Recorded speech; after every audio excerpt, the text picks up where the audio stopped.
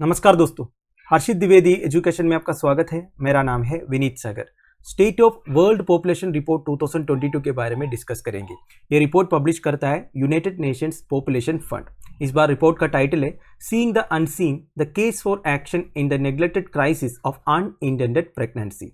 तो इधर unintended pregnancy के बारे में बताया हुआ है। क्या होता है अनइंटेंडेड प्रेगनेंसी? देखिए, अनप्लान्ड प्रेगनेंसी जो होता है वो है अनइंटेंडेड प्रेगनेंसी।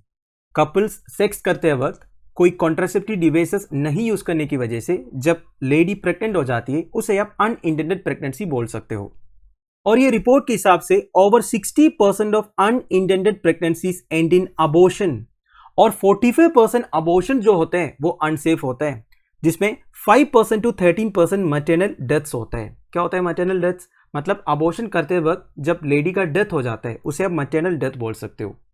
तो इस रिपोर्ट का की फाइंडिंग्स क्या क्या है? यूनाइटेड नेशंस पॉपुलेशन फंड के हिसाब से दुनिया में एक साल में जितने प्रेगनेंसीज हो रहा है उसे आधा मतलब करीब 121 मिलियन जो है अनइंटेंडेड प्रेगनेंसीज है, विच इट कॉल्स ये नेग्लेक्टेड क्राइसिस। यूएनएफपीए के हिसाब से जितने अनइंटेंडेड प्रेगनेंसीज है ना, वो एक नेग्लेक्टेड क्राइसिस है, मतलब केयरलेसनेस की वजह से जो क्राइसिस हुआ है। The rate of unintended pregnancy did decline 1990 से 2019 तक। अगर आप कंपेयर करोगे तो जो अनइंटेंडेड प्रेगनेंसी का रेट है वो डिक्लाइन हुआ है। For every 1000 women age between 15 to 49, 1990 में वो 79 था, अब जाके वो 64 हुआ है। तो थोड़ा बहुत रिलीफ है, रिपोर्ट ये कह रहा है।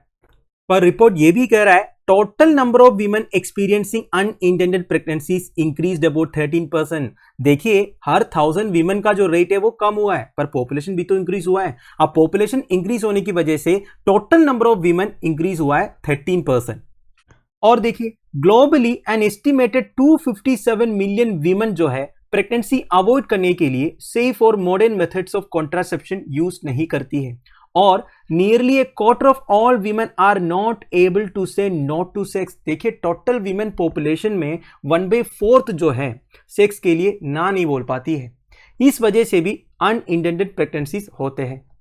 और भी कई सारे फैक्टर्स है that contribute to unintended pregnancies, including lack of sexual and reproductive health care and information. देखिए, कई सारे कंट्रीज में lack of sexual and reproductive health care है, और कई सारे कंट्रीज में लेडीज को समझाते ही नहीं है इन सब के बारे में, वो एक रीजन है। दूसरा, contraceptive options that don't suit women's bodies और सर्कमस्टेंसेस। देखिए, प्रेजेंटली जो कॉन्ट्रासेप्टिव ऑप्शंस अवेलेबल है वो सारे वीमेन्स बॉडी को सूट नहीं करते हैं, जिस वजह से वो यूज ही नहीं करते हैं, वो एक रीजन है। फिर देखिए, ऑब्वियसली सेक्सुअल वायलेंस, जहां भी ह्यूमन राइट्स वायलेशंस होते हैं दोस्तों, उधर तो अनइंटेंडेड प्रेगनेंसीज होने का चांसेस ज्यादा है। All of this factors reflect the pressure societies place on women and girls to become mothers. Now this is a very important point. देखिए, एक अनइंटेंडेड प्रेगनेंसी का मतलब बस ये नहीं है कि वो पर्सनल फेलियर है। मेरा कहने का मतलब है कोई कपल प्लेजर के लिए सेक्स किया, कोई कॉन्ट्रासेप्टिव डिवाइस नहीं यूज करने की वजह से लेडी जो है प्रेग्नेंट हो गया, that is a clear case of unintended pregnancy. पर और एक केस आप सोचिए, एक लड़की शादी करने के बाद जल्दी माँ बनना नहीं चाहती है, मतलब उनको 2-3 साल तक अपने करियर के ऊपर फोकस करना है। तब सोसाइटी की प्रेशर से, रिलेटिव्स की प्रेशर से, या फिर छोड़ो हस्बैंड की प्रेशर से वो प्रेग्नेंट हो जाती है और जल्दी माँ बन जाती है। तो वो भी तो एक अनइंटेंडेड प्रेगनेंसी है ना दोस्तों, क्योंकि वो जो लड़की है वो ये नहीं चाहती थी कि वो जल्दी प्रेग्नेंट हो जाए या फिर जल्दी माँ बन जाए। तो ये भी एक अनइंटेंडेड प्रेगनेंसी का केस है। और एक्चुअली ये लैक ऑफ ऑटोनॉमी है जो एक सोसाइटी हर एक लड़की या औरत को नहीं देती है, या फिर एक विमेन की लाइफ को वैल्यू नहीं देती है। तो कुल मिला के मेरा कहने का मतलब यह है दोस्तों, आप अनइंटेंडेड प्रेगनेंसीज की लिस्ट में केवल ये सारे मत डालिए, आपको यह भी डालना पड़ेगा जो एक लड़की नहीं चाह रही थी और उनको सोसाइटी की प्रेशर की वजह से करना पड़ा। अगर प्रेजेंट कॉन्टेक्स्ट में बात करें तो ह्यूमैनिटेरियन इमरजेंसीज की वजह से भी अनइंटेंडेड प्रेगनेंसीज हो सकता है। फॉर एग्जाम्पल, अब रशिया यूक्रेन वार चल रहा है। जब भी कोई वार चल रहा हो तो चीजों की अवेलेबिलिटी कम हो जाता है। अब ऑब्वियस सी बात है, कॉन्ट्रासेप्टिव डिवाइसेस की भी अवेलेबिलिटी कम होगा, तो इस वजह से अनइंटेंडेड प्रेगनेंसीज हो सकता है। ऊपर से जब भी कोई वार चल रहा हो दोस्तों, तब ह्यूमन राइट्स वायलेशंस का भी चांस है, और सेक्सुअल वायलेंस भी हो सकता है, इस वजह से भी प्रेगनेंसीज हो सकता है।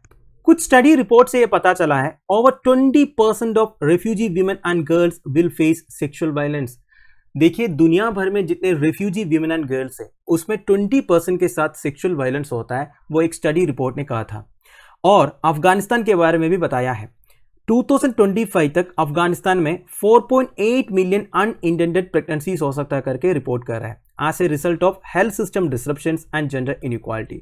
अब अफगानिस्तान का हाल क्या है आप सबको पता है, उधर के हेल्थ सिस्टम, एजुकेशन सिस्टम सारे डिसरप्टेड है, लेडीज अवेयर नहीं है सबके बारे में, जेंडर इनइक्वालिटी ज्यादा है, सेक्सुअल वायलेंस का भी चांसेस है। तो ये सब की वजह से अफगानिस्तान में 2025 तक 4.8 मिलियन अनइंटेंडेड प्रेगनेंसीज हो सकता है। और एक डाटा ये कहता है दोस्तों, कोविड-19 पैंडेमिक की शुरुआत के टाइम पर कॉन्ट्रासेप्टिव डिवाइसेस की सप्लाईज में डिसरप्शन हुआ था, जिस वजह से 1.4 मिलियन अनइंटेंडेड प्रेगनेंसीज हुआ था दुनिया भर में। तो दोस्तों दैट्स इट। अब फाइनली यूएनएफपीए के बारे में बेसिक डिटेल समझते हैं। यूएनएफपीए का एक एनुअल फ्लैगशिप पब्लिकेशन है state of world population report, जिसके बारे में हमने अब तक डिस्कस किया। इसे as a trust fund establish किया था 1967 में। इन्होंने अपना ऑपरेशन शुरू किए थे 1969 में। 1987 में ये फंड का नाम जो है ऑफिशियली चेंज किया था आज यूनाइटेड नेशंस पॉपुलेशन फंड, पर यूएनएफपीए करके जो अब्रिविएशन है वो अभी भी मेंटेन करके रखा हुआ है। देखिए पहले क्या था, यूएनएफपीए था, उसका फुल फॉर्म था United Nations fund for population activities. अब इसका नाम बदल दिया है, यूनाइटेड नेशंस पॉपुलेशन फंड किया, पर ये जो अब्रिविएशन है ना यूएनएफपीए, ये अभी भी मेंटेन कर रहा है, वो कह रहा है। अब ऑब्जेक्टिव क्या है, it works directly to tackle sustainable development goals on health SDG 3, education SDG 4, gender equality SDG 5। देखिए यूनाइटेड नेशंस का 17 सस्टेनेबल डेवलपमेंट गोल्स है, उसमें नंबर 3 है हेल्थ, नंबर 4 है एजुकेशन, नंबर 5 है जेंडर इक्वालिटी। तो ये सारे सस्टेनेबल डेवलपमेंट गोल्स टैकल करने के लिए यूएनएफपीए काम करते हैं। नाउ इनको पैसे कहां से मिलते हैं, फंडिंग कहां से मिलते हैं? देखिए यूएन बजट से इनके लिए पैसे नहीं आता है, वेरी इंपॉर्टेंट पॉइंट ध्यान दीजिएगा। Instead it is entirely supported by voluntary contributions of donor governments. आप देखिए जितने कंट्रीज है वो डोनेशंस देते हैं यूएनएफपीए के लिए, इंटर गवर्नमेंटल ऑर्गेनाइजेशंस भी डोनेट करते हैं, प्राइवेट सेक्टर भी डोनेट करते हैं, फाउंडेशंस डोनेट करते हैं, इंडिविजुअल्स भी डोनेट करते हैं। केवल वॉलंटरी कंट्रीब्यूशन से इनके पास यूनाइटेड नेशंस का जो बजट है उससे कुछ पैसे इन्हें मिलते नहीं। तो दोस्तों that's end of it. I hope आपको समझ में आया होगा। लेक्चर की पीडीएफ एज यूजुअल आपको टेलीग्राम चैनल में मिल जाएगा, जिसका लिंक नीचे प्रोवाइडेड है। Thank you for watching, bye bye, have a nice day.